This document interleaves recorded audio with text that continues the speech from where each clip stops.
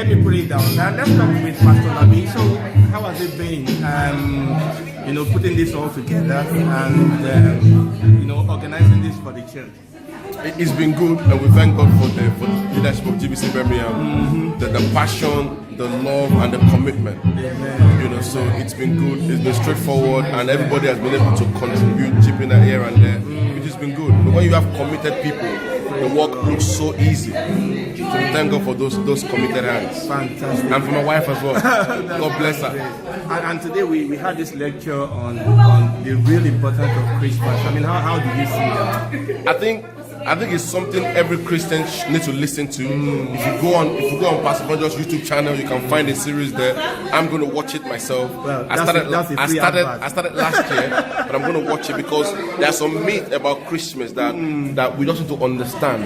Because understanding the truth will make you apply the truth rightly. So and the message is just a blessing. Yeah.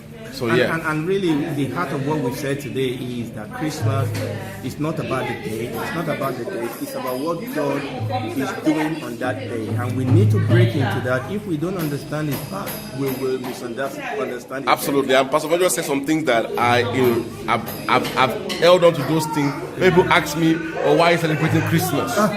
It's interesting that some of the things they say is just, you celebrate your birthday. You don't want to celebrate, it doesn't matter what day it is. Let us celebrate. It's about the person, not the. I mean, the celebration is good. I love Christmas.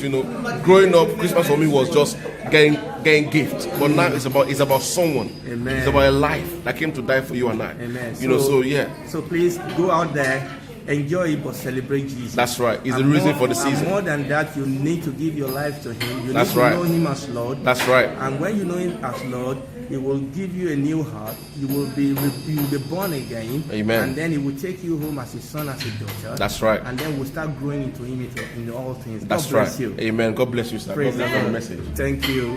Amen. Amen.